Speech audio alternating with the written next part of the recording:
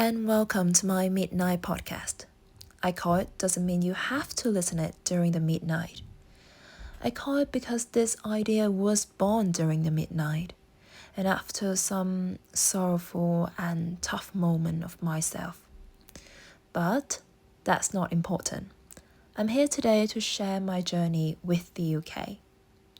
And you might wondering why not in the UK because basically I'm living in the UK right now. Well, with me, my journey is far from physically present. It's broader than that. It's engaging with its culture, people, and experience. Also, my emotional and personal growth, challenges that I have faced, and lessons I learned during my time here.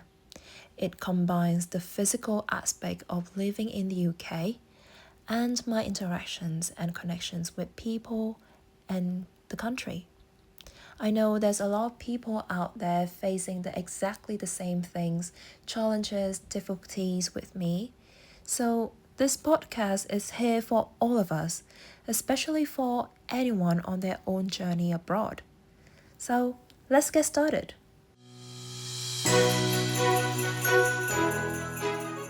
Christmas time. What can I say about Christmas? It's just really beautiful, warm, cozy, and miracle.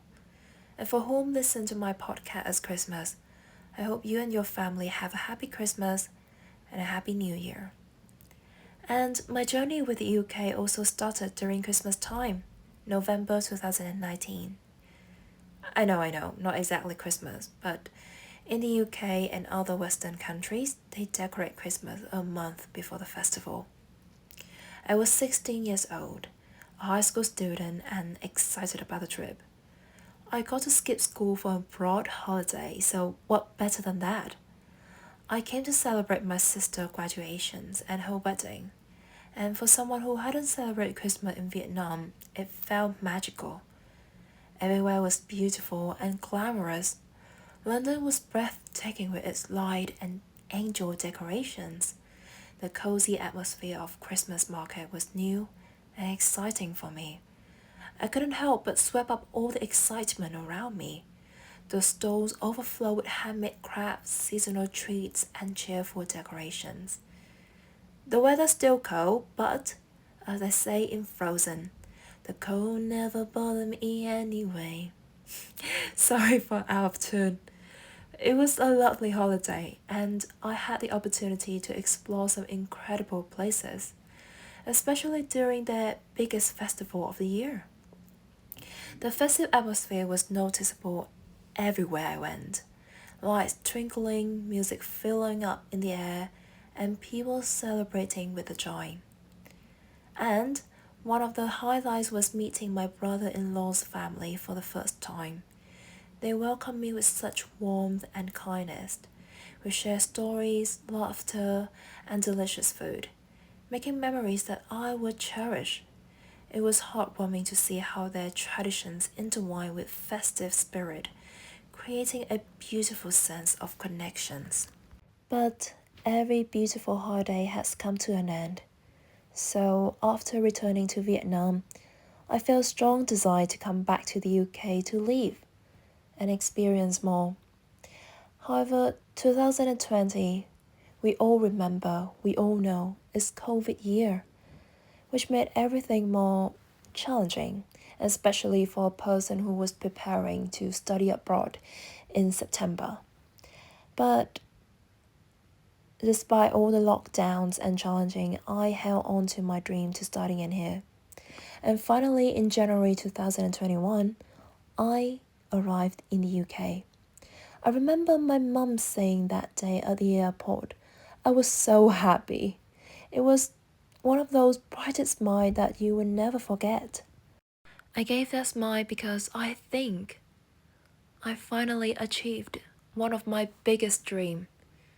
It was my 11 years old dream to write my own journey in a foreign country. My initial time in the UK at first was during the lockdown, so it didn't have much things to do and quite isolating. and I stay in Exeter, a small city in the southwest of England. Focused on my studies, made new best friends for my cohort and VSOC. And 2021 still a good year for me, to be honest. I started university, made best friends, experienced my first love. I met my first love in my cohort, and even got a part-time job in real estate. Things went very smoothly, and I felt like I was living a dream.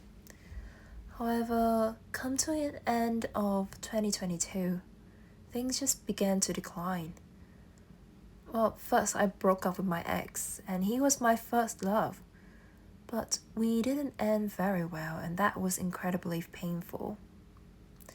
My study also suffered that year because I progressed to second year. The modules are difficult, and I had broken hearts. And by early 2023, at first I really don't know how to say the stories out. Well, because I fell victim to a significant scam, and I lost a large amount of money. And at the age of 19, I didn't know how to handle it. I was too scared to tell my parents. Then to make matter worse, I was in an accident where I lost a lot of blood. Well, basically that I cut my finger and I kind of have hemophilia, which means that I couldn't stop the blood flow. And I fainted away, hit my head to the floor, and I end up get 5 stitches in the back of my head. I couldn't wash my hair for 7 days, and I felt depressed and tired. And during that time, I had a lot of overwhelming thoughts, and I developed a PTSD. Even after 5 months later, I would panic whenever someone mentioned the word scam or anything related to scam. And due to that incident, I was hugely disappointed in myself. And to be honest, it took a lot of courage for me to share the incident in here, even though it happened nearly 2 years ago. The memories are still fresh. Of course, they don't haunt me like they used to be, and they taught me a valuable lesson about being more careful with my finance and decisions. Just it's still a story that I rarely mention with anyone, and I still feel uneasy about sharing it. Well, eventually that I found the courage to tell my parents about the scam and the accident, and thankfully they were very supportive. I took some time to refresh myself and work through the anxiety and panic attacks before returning to my final year of university. That year was challenging, with the stress of coursework and job hunting, and I was trying to recover from my experience. But bad things come in threes. I received heartbreaking news from Vietnam in early 2024. Well, my granddad passed away, and I still remember that morning. I hadn't even woken up yet when my mom called to say that I needed to come back home immediately. I rushed to pack my things and book a flight for the next day, and when I arrived at the airport, I couldn't stop crying, questioning why all these bad things were happening to me. And the 12 hours flight back to Vietnam felt endless, felt long. I cried non-stop, and I didn't sleep at all. And to sum up, 30 hours without rest, without sleep. But the good news is that the people at my university were incredibly understanding. I requested the permissions to leave and not attend classes for 2 weeks. And they agreed immediately. They even offering me contacts for chaplaincy and mental health support if I needed someone to talk to. My friends sent me some handwritten letters to encourage me and support me going through this tough time. And my supervisor and mentor were very understanding when I had to cancel a meeting with them last minute. And to be honest, my coursework during that time was a mess. I have to extend most of the deadlines because I hadn't even started many of them. But despite everything, I successfully graduated from the university. And right now, I'm still searching for a job, which has been quite challenging, perhaps due to the competitive market or my lack of experience. It's really drained my energy away, and I find myself with lots of self-doubt, thoughts, depressions, and panic attacks. But I'm still here and not giving up yet. So my journey in the UK has been filled with highs and lows, celebrations intertwined with challenges that have shaped who I am today. It hasn't been easy, and every experience has taught me valuable lessons about resilience and growth. So thank you myself for not giving up. And to everyone out there, especially international students, I understand your feelings. You have come so far and tried so hard. You survived until this moment.